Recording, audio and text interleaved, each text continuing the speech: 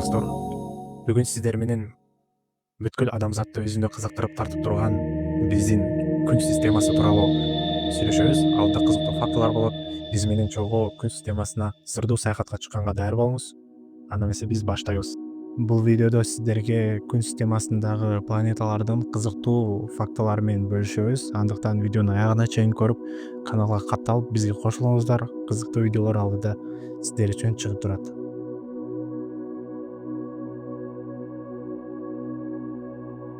Күн системасы күндөн жана анын тегерегинде айланып турган 8 негизги планетадан турат. Жакынкы планеталар: Меркурий, Венера, Жер, Марс. Алыскы планеталар: Юпитер, Сатурн, Уран, Нептун, Газ. Жакынкы планеталар: Меркурий, Венера, Жер, Марс таштуу жана кичинекей планеталардан турат. Ал эми алыс планеталар: Юпитер, Сатурн, Уран, Нептун газ гиганттары болуп эсептелет. Ошондой эле күн системасында карликтер, астероидтер, кометалар жана метеориттер бар. Юпитер күн системасындагы эң ири планета деп эсептелет. Күн системасында 5 карлик планета бар. Алардын бири Плутонго кайра даярдалган. Күн системасында астероидтер өтө эле аз. Венера күн системасындагы эң ысык планета. Күн системасындагы мейкиндиктин көлүмү боюнча болжол менен 99% күн ээлейт. Күн системасындагы эң кооз жана оригиналдуу жерлердин бири Сатурндун айы. Ал жерден этан менен суюк метандын ири концентрацияларын көрө аласыз. Биздин күн системабыздын 4 жалбырактуу беди окшош куйругу бар. Күн 11 жылдык үзгүлтүксүз айланманын артынан жүрөт.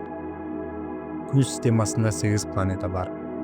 Күн системасы толугу менен газ жана чаң булутунун жардамы менен пайда болгон.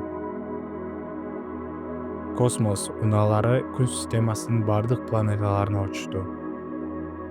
Венера күн системасындагы өз огунун айланасында сааттын жебесине каршы айланган жалгыз планета. Урандын 27 спутниги бар. Эң чоң тоо Марста жайгашкан. Күн системасындагы объектилердин чоң массасы күнгө кулады. Күн системасы саманчынын жолу галактикасынын бир бөлүгү. Күн системасынын борбордук объектиси. Күн системасы көбүнчө аймактарга бөлүнөт. Күн системасынын негизги компоненти.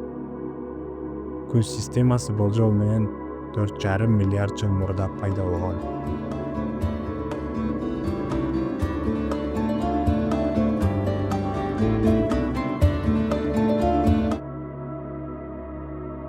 Күн системасындагы эң алыскы планета Плутон.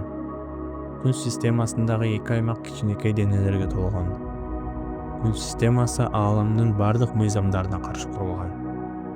Күн системасы менен космос мейкиндигин салыштырсак, анда ал андагы кумдун бир бөлүгү гана. Акыркы бир нече кылымда күн системасы 2 планетаны жоготту. Биринчиси вулкан, экинчиси Плутон. Окумуштуулар күн системасы жасалма жол менен жаратылган деп ырасташат. Булут каптагандыктан бети көрүнбөй турган тыгыз атмосферасы бар күн системасынын жалгыз спутниги Титан. Нептун орбитасынан тышкары турган күн системасынын аймагы Куйпер куру деп аталат. Оорт булуту бул күн системасынын комета жана узак орбиталык мезгилдин булагы болгон аймагы. Күн системасындагы бардык нерселер ал жерде тартылуу күчү менен кармалып турат. Күн системасынын алдыңкы теориясы ири булуттан, планеталардын жана спутниктердин пайда болушунун болжолдойт. Күн системасы ааламдын эң жашыруун бөлүкчөсү деп эсептелет. Күн системасы эбегейсиз астероид коруна ээ. Марста сиз күн системасындагы Олимп деп аталган эң чоң жанар тоо атылып чыкканын көрө аласыз. Плутон күн системасынын чет жакасы деп эсептелет.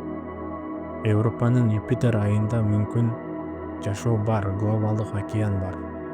Европадагы суунун курамындагы кычкылтек бир клеткалуу жашоо формаларын гана эмес, андан да чоңдорун колдоого мүмкүндүк берет. Күн системасынын эң ири спутниги Юпитер планетасынын айланасында айланган Ганимед. Диаметри 5286 километр. Ал Меркурийден жогору турат. Күн системасындагы эң чоң астероид Паллас деп аталат.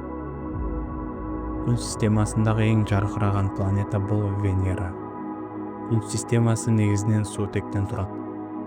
Жер күн системасынын тең укуктуу мүчөсү. Күн жай жылыйт. Таң калыштуусу күн тутумундагы суунун ири запасы күндүн ичинде. Күн системасынын ар бир планетасынын экваторунун тегиздиги орбита тегиздигинен алыстык. Фобос деп аталган Марстын айы күн системасынын аномалиясы. Күн системасы өзүнүн ар түрдүүлүгү жана масштабы менен таң калтыра алат. Күн системасынын планеталарына күндүн таасири тиет. Күн системасынын сырткы кабыгы спутниктердин жана газ алыптарынын мекени деп аталат. Күн системасынын көптөгөн спутниктери өлгөн. 1802 жылы эң чоң астероид диаметри 950 километр Серер болгон. Бирок 2006 жылы 24 августта Эл аралык астрономиялык союз аны карлик планета деп тааныган.